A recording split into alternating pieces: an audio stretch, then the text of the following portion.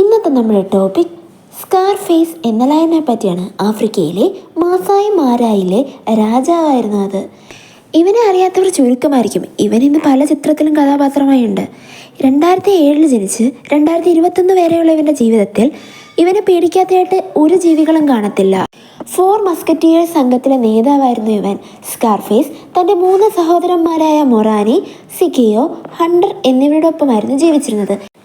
അതുകൊണ്ട് ഈ 4 പേരെയും കൂടെ ചേർത്ത് വിളിക്കുന്ന പേരാണ് 4 മസ്കറ്റിയേഴ്സ്. സ്കാർഫേസ് ഇതിൻ്റെ നേതാവായിരുന്നു കാണപ്പെട്ടിരുന്നത്. ഇവൻ്റെ ജീവിതത്തിൽ ഇവൻ 400ഓളം ഹൈനകളെ, 130 റൈവൽ മെയിൽ ലയനെ, അതുപോലെ അഡൽട്ട് ഹിപ്പോനെയും കൊന്നിട്ടുണ്ട്. ഇവൻ്റെ യങ്ങായിട്ടുള്ള ടൈമിൽ ഇവൻ ആ പ്രദേശം മൊത്തം കിടുക്കിയെങ്കിലും പ്രായം കൂടിയതോടെ അവൻ്റെ ശരീരശക്തി കുറഞ്ഞു. പുതിയ യുവസിംഹങ്ങൾ പ്രദേശം പിടിച്ചെടുക്കാൻ തുടങ്ങി. അങ്ങനെ 2021 ജൂൺ 11 അവൻ മരിച്ചു. എന്നിരുന്നാലും സ്കാർഫേസ് ഇന്നും ലോകത്തിലെ ഏറ്റവും പ്രശസ്തനായ ഒരു സിംഹം തന്നെയാണ്.